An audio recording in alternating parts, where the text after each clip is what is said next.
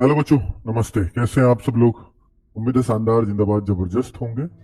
बच्चों, बहुत बड़ी ये वीडियो नहीं करूंगा। एनटीपीसी से संबंधित कुछ जानकारी है जो मुझे मिली है। मैंने सोचा कि आप तक डिलीवर कर दूं कि अंडर ग्रेजुएट लेवल वाला बच्चा कहीं वहम में ना रहे कि हमारा एग्जाम बहुत बाद में होने वाला है। तो इसलिए मैंने थंबनेल पर ही लिख दिया है और ये किसी बिहाफ पर ही लिखा है, तभी आप यहाँ देख पा रहे हो, वरना तो थंबनेल में तो ये चीजें नहीं होती है एग्जैक्टली, है ना। तो भाई इसके बारे में भी जानकारी दूंगा और पेपर का लेवल जो स्पेशली ग्रेजुएट लेवल रहा है वो कैसा रहा है, और आप जो 12th वाले हो, अंडर ग्रेजुएट लेवल वाले हो, तो वो वो अपना पेपर कैसी उम्मीद कर सकते हैं, तो मैं उस पर भी बात करूंगा। ठीक है, चलो, तो इस वीडियो में इतनी ही बातें होंगी, इससे ज्यादा नहीं। अब आप देखो कि सर सीबीटी 1 में कितने बच्चे उपस्थित हो रहे हैं, तो आप देखते हो कि आधे बच्चे तो उपस्थित ही नहीं हो रहे हैं। मात्र 49.49%, 49.49% ही बच्चा पेपर देने गया है। इसका मतलब जिन्होंने ये पेपर छोड़ दिया 50% से ज्यादा, तो उनकी फीस भी वापस नहीं होगी।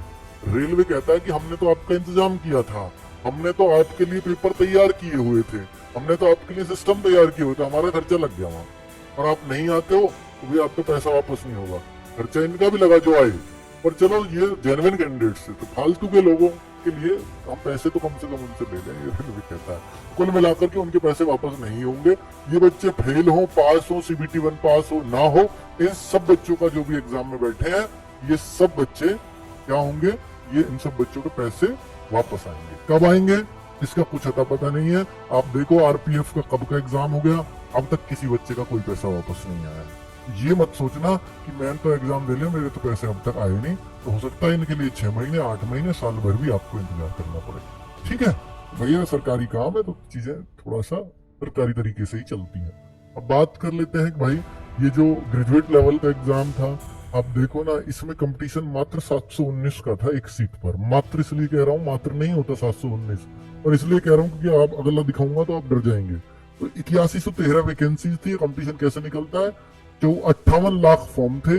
जब इसका इसमें भाग दिया तो पता लगा कि एक वैकेंसी के लिए 719 बच्चों में लड़ाई है। अब आप देखो ना कितना टफ सिलेक्शन है। आप कहते होंगे कि आप जिस भी शहर में, जिस भी गांव में रह रहे हो, गांव में कितने बच्चे होंगे जिन्होंने फॉर्म भरा होगा? आप कहोगे सर 20, 40, 50, इससे ज्यादा तो नहीं होंगे। 50 बच्चे मैक्सिमम होते हैं, हो सकते हैं किसी गांव से 60 हो सकते हैं। अब आप सोचो ना कि 719 है, आपके जैसा अगर 60-60 हर गांव से फॉर्म हो, तो आप सोचो 12 गांवों से मिलाकर के एक बच्चे का सिलेक्शन होगा। ये एवरेज है। 12 गांव में से एक बच्चे का सिलेक्शन, कितना मुश्किल और कितना टफ सिलेक्शन है।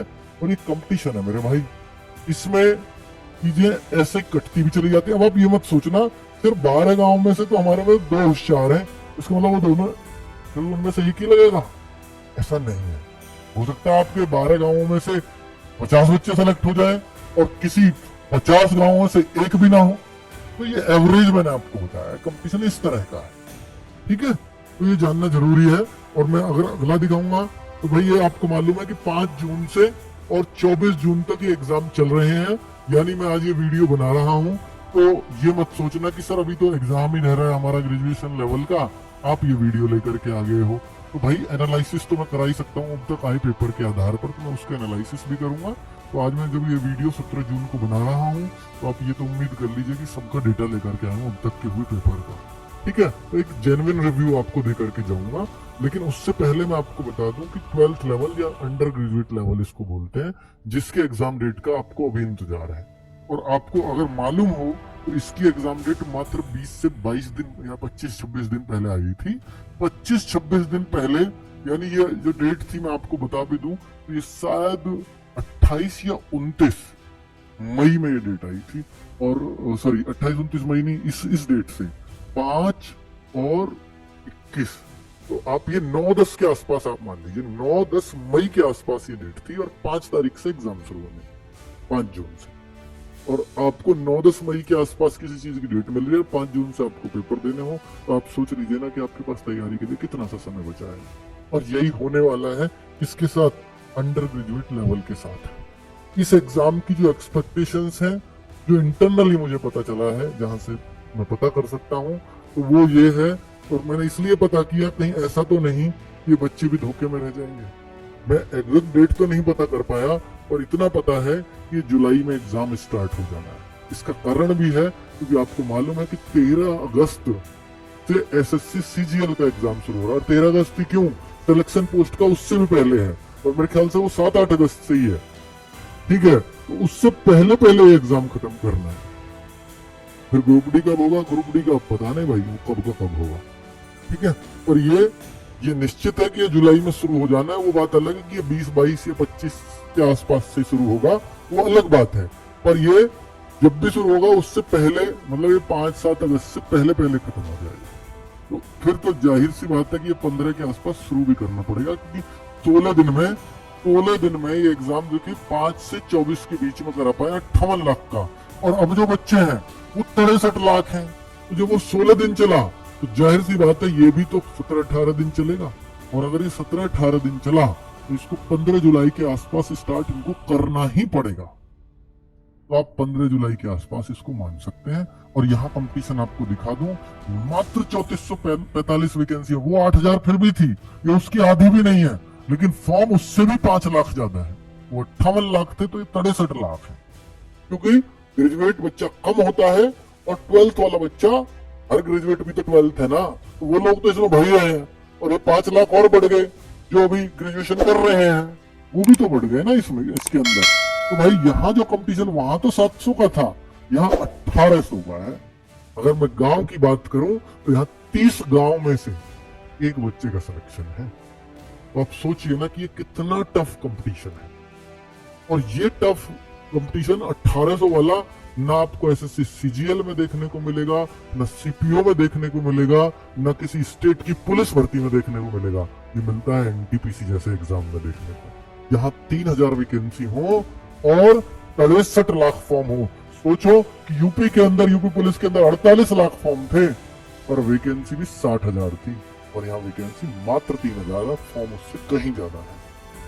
समझता, क्योंकि ये पूरे इंडिया लेवल की वैकेंसी है। रेलवे के लिए बच्चा पागल होता है, स्पेशली पूर्वी यूपी और बिहार में। तो मुझे तो रेलवे चाहिए।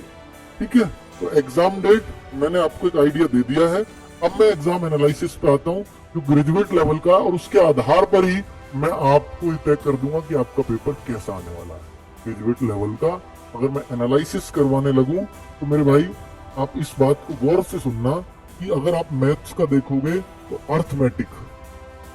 अर्थमेटिक एंड एडवांस 2 पार्ट होते हैं। एडवांस में अगर आप ज्योमेट्री, ट्रिग्नोमेट्री की ही बात करो स्पेशली, तो वहां मात्र दो क्वेश्चन है, एक ज्योमेट्री से, एक ट्रिग्नोमेट्री से। लेकिन अगर आप 3D 2D को भी इसमें मान लो एडवांस में, तो एक 2D से और एक 3D से, तो टोटल 4 या 5 क्वेश्चन ही आपके मैथ्स में एडवांस से आ रहे हैं। और बाकी जो क्वेश्चन है, क्योंकि 30 का मैथ आता है, तो 25-26 क्वेश्चन किसके हैं, अर्थमेटिक के।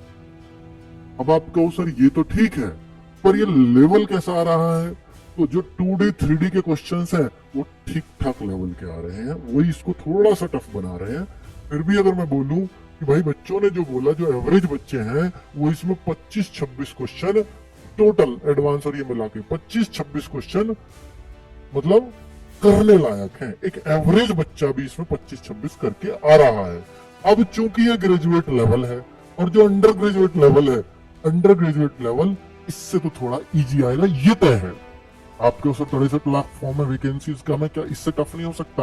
पर रेलवे ये भी तो देखेगा ना कि यार आप ग्रेजुएट लेवल को, वो भी तो CBT 1 है, वहां अगर एक एग्जाम से सिलेक्शन हो रहा होता तो मैं कह देता वो टफ आएगा, लेकिन वहां भी तो CBT 1 और CBT 2 है निश्चित तौर पर। तो इसके CBT 1 से, ग्रेजुएट लेवल वाले से, और अंडर ग्रेजुएट लेवल कैसे हार्ड हो सकता है?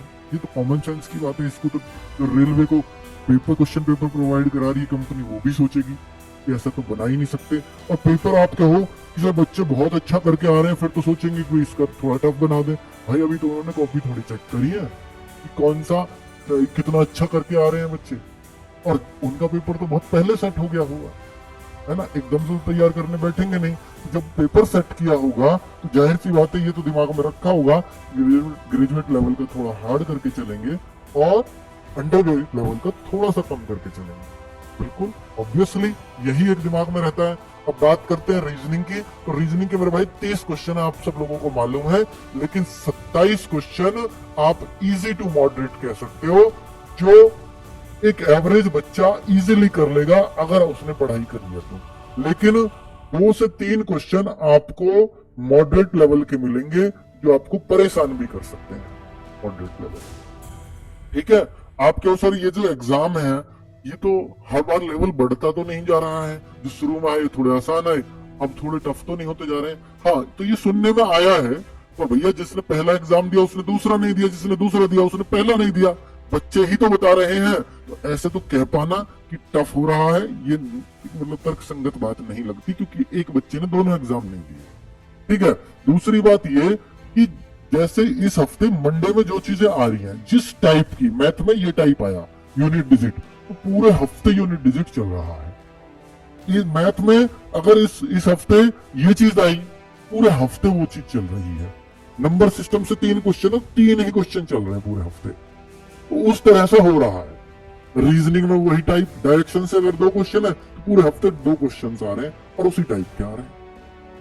ठीक है, तो ये एक मतलब ये होता है रेलवे में, पहले से भी मैंने पहले ही बोल दिया था, ये चीज होती है रेलवे में कि पहले से जब आप इसके सॉल्यूशन वाली बुक्स आती हैं तो आप देखते भी हैं, अच्छा इस शिफ्ट में भी ऐसा ही क्वेश्चन, इस शिफ्ट में भी ऐसा ही, इस शिफ्ट में भी ऐसा ही, तभी आपको दिखेगा। पर अब मैं जीएस की बात करूं तो सबसे ज्यादा अगर कोई बच्चे को कोई चीज परेशान कर रही है तो यही सब्जेक्ट है। इसमें जो सबसे हतप्रभ कर देने वाली बात है वो है 40 क्वेश्चनों में से 15 से 20 क्वेश्चंस, 15 से 20 क्वेश्चंस करंट अफेयर्स के पूछे जा रहे हैं, यहां तक बच्चे बता रहे हैं। अब सोचो, करंट अफेयर्स तो बहुत टफ चीज हो रही है इसका मतलब, और वो करंट अफेयर्स ऐसा नहीं है कि वो इजीली बच्चे ढूंढ पा रहे हैं, वहां पर वो परेशान करने वाला है, ये परेशान करने वाला करंट अफेयर। सोचो, आधा पेपर तो इसने ही कवर कर लिया जीएस का, फिर बाकी चीज 5 नंबर, यानी सबसे ज्यादा अगर कोई एक चीज आ रही है पूरे पेपर में, ये तो करंट अफेयर्स है। फिर कोई सब्जेक्ट है, पॉलिटी, हिस्ट्री, ज्योग्राफी में से 5 क्वेश्चन आपके पॉलिटी से पूछे जा रहे हैं, पॉलिटी इन्होंने फेवरेट समझा है अपना। ठीक है, तो ये हो रहा है। अब आप कहोगे सर 5 क्वेश्चन पॉलिटी के ये फिक्स से आ रहे हैं, मतलब एक ही सेटों की बात मैं कर रहा हूं। और अगर मैं ये देखूं कि सर इसमें बच्चा इजीली कितने कर पा रहा है, तो भाई बहुत ज्यादा नहीं। जो बच्चे के करने लायक एक एवरेज बच्चा अगर जीएस पढ़ता है तो 15 से 20 क्वेश्चनों के बीच ही पहुंच पा रहा है, तो ये सच्चाई एक्सेप्ट करनी पड़ेगी। तो ये मैं उन बच्चों की बता रहा हूं। देखिए, मैंने पेपर नहीं देखा, किसी और ने नहीं देखा, तो ये बच्चों की कही हुई बातें हैं। अब आपको उसे 5 क्वेश्चन और अगर कहो तो 5 क्वेश्चन कंप्यूटर के भी आ रहे हैं, और कंप्यूटर के भी आसान नहीं आ रहे हैं कि जो नॉर्मली पूछ लिया जाता है कि कंप्यूटर का दिमाग क्या है, उसके पिता क्या, ऐसे नहीं, मतलब और भी टफ अगर होंगे तो उस तरह के भी नहीं है। थोड़ा इनको भी टफ बनाया गया है कि 1-2 क्वेश्चन तो ठीक से पल्ले पड़ जाएंगे, पर 2-3 क्वेश्चन परेशान कर सकते हैं, उस तरह के क्वेश्चंस पूछे जा रहे हैं कंप्यूटर से भी। अब आप देखो ना कि 15-20 कर पा रहा है एक एवरेज, मतलब मैं कहूंगा कि जो जीएस पढ़ता है ठीक ठाक, तो थोड़ा 20 से ऊपर पहुंच जाएगा, नहीं तो 15, 16, 17 पे लटकते हुए दिखाई दोगे।